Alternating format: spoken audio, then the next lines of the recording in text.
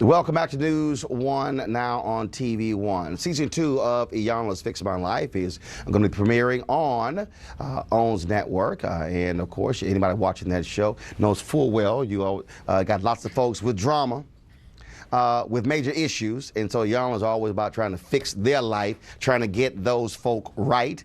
She joins us right now on News One, now on TV One. What's happening? Good morning. You all good? I am good. Oh, look at her. She's like, good morning.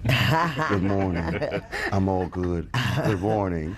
So you all right? Yes, I'm good. All right then. So we first of all, we're going to get to Fix My Life in a second. We're talking about Black Lives Matter movement and that issue. And so you gave an interview with Essence Magazine where you made some comments. A lot of folks in the movement were commenting about that on social media. And one of the things that you said was that you talked about what's the ask and also about leadership. And I'm trying to understand what was the point there, because I've covered this, and the ask is there, and there is leadership. And so when you were talking about that, really, what were you referencing? I was referencing the fact that as a member of the community, I don't know what the ask is. You've covered it, but is it being promoted? Is it out there?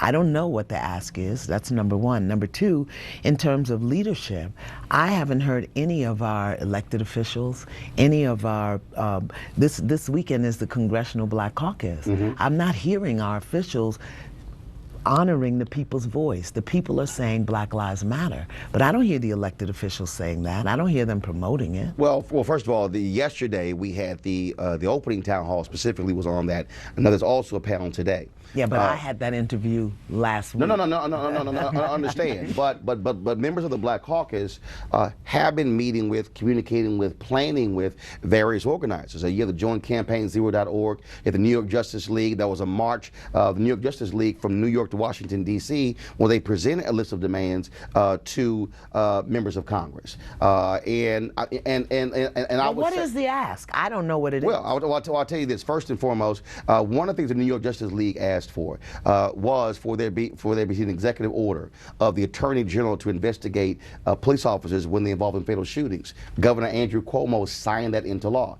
In the past year, 40 new laws have been passed in 24 states, specifically some of the issues they're talking about. Last year, actually 2013, Congressman Bobby Scott had a bill requiring police departments to report incidents where someone died in custody. Because of all those marches last year, that forced the Senate to actually pass it. President Obama signed it into law.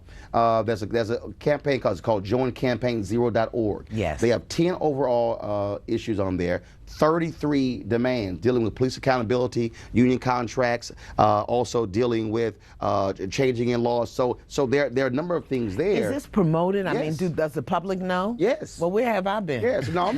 Because I don't know. But here's the deal, though. But see, this is also, I think, the difference between black media and mainstream. Yes. Mainstream media. Okay. Yeah, Right. the deal is, That's a so very good mainstream point. media is not trying to cover the specifics. Right. Not when you have folks who on television saying, they have no agenda, they have no leadership, And they they're don't know a what they're domestic doing, terrorist they're a group. terrorist Right. group. Well, where is it being reported? Because if I'm a member of the community, I know it's being reported here. And that's why we gotta watch black media. Yeah, absolutely. You know, it's funny because I had a conversation with myself. I had a conversation with myself this morning, and I said, where are our black correspondents? So that when things hit the news, that it's reported to us in a way that we can hear. I want to know if the average person knows. Now, I consider myself fairly well informed. I do watch you. I do listen to Radio One and all the other. I get my black media from all over the country, from Chicago, from LA, from New York, and I didn't know. So maybe we need to do a better job of just letting people know. My question was, what was the ask and where is the leadership? Well, this is the thing. It can also vary depending on your city.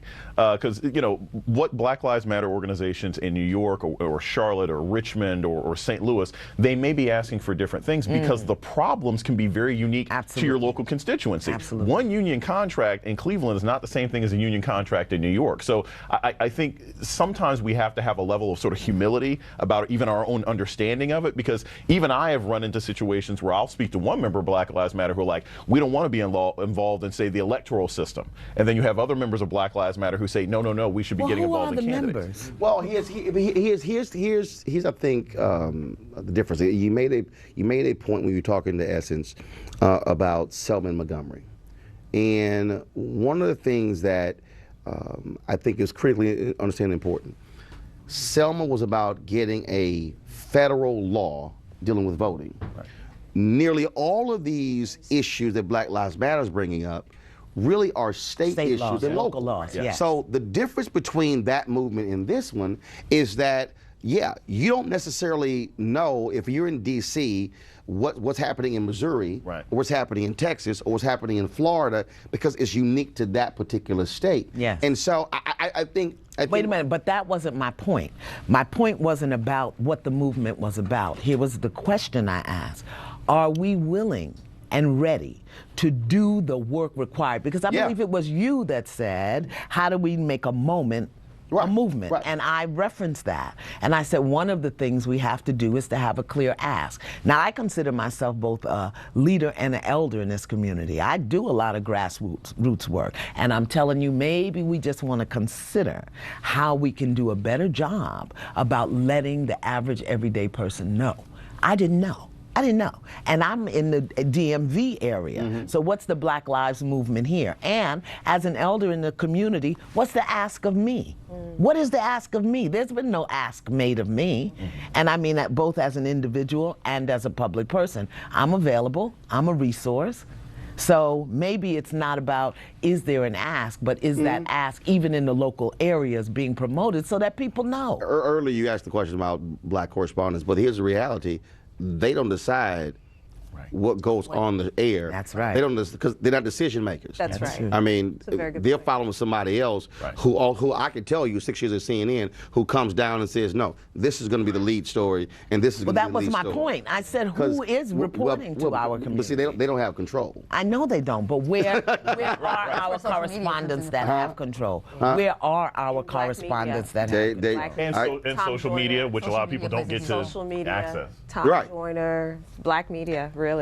Yeah, I mean, and I think that first of all, I've had conversations with different organizational heads who are leading various organizations, talking about you have to have a national communication strategy, but also I think what is important is we have to also remember there is a very clear effort to discredit everything with this movement. Absolutely. And so I am very careful about, I'm very careful in terms of when I am critiquing that, because I know exactly what the purpose is. When all of a sudden, when I hear the exact same thing, and Bill O'Reilly says it, Megyn Kelly says it, Sean Hannity says it, then all of a sudden this person says it. You just had a North Carolina police chief who was forced to resign because he goes on Facebook calling Black Lives Matter a domestic terrorist group. Right.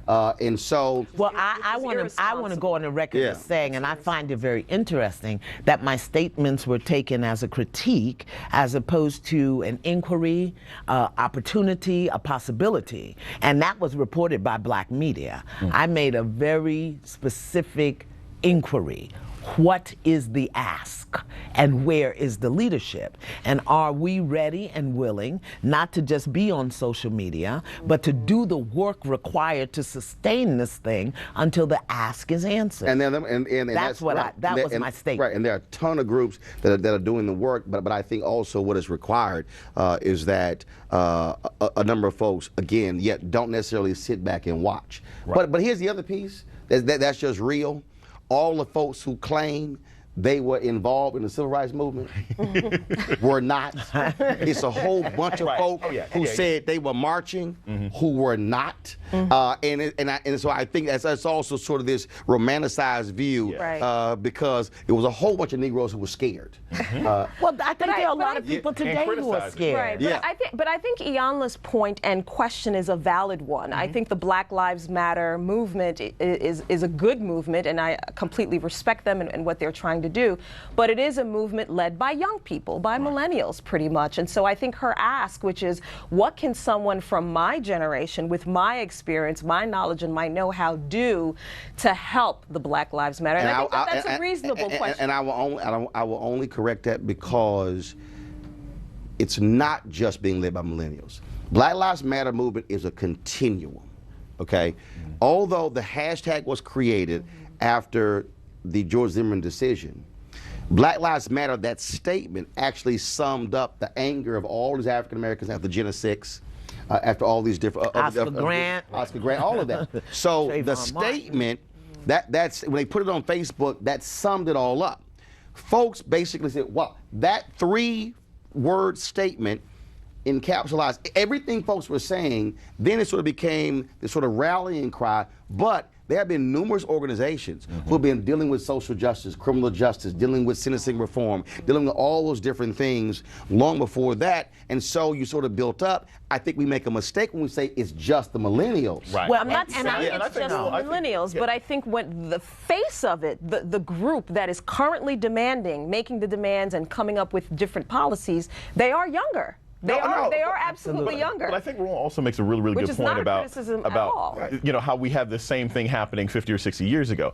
You know, in 1967, 60, people didn't necessarily know who the leaders were going to be. We look back and know that now. So it's very likely that the people who we will, in 50 years from now, we may look back and say, oh, well, Opal Tometi and DeRay McKesson, like, oh, obviously they were the leaders, because history has a tendency to make you look back and romanticize what happened. That's exactly. We're new at this. You know, this is a new process. So I think I was saying there needs to be a certain amount of humility and patience about how long it takes to organize a movement, to set what the boundaries are. And while that time is going on, your suggestion that, hey, please make it more clear to me, it makes sense. It makes sense. And to the young people who are resources. I mean, I've got 2 grandsons, 124, 121. I want them involved.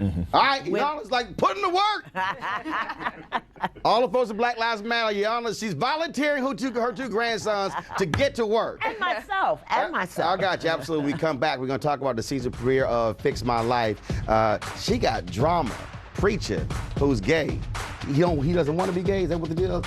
Anyway, we'll deal with that. I'm telling you, it's Fix Somebody's Life. Also, Dr. Jennifer Collins here to break down everything you know about sickle cell disease. Plus, funny man Dion Cole talks about the hit show Blackish. My man Anthony Anderson. All of that, News 1 Now, TV 1.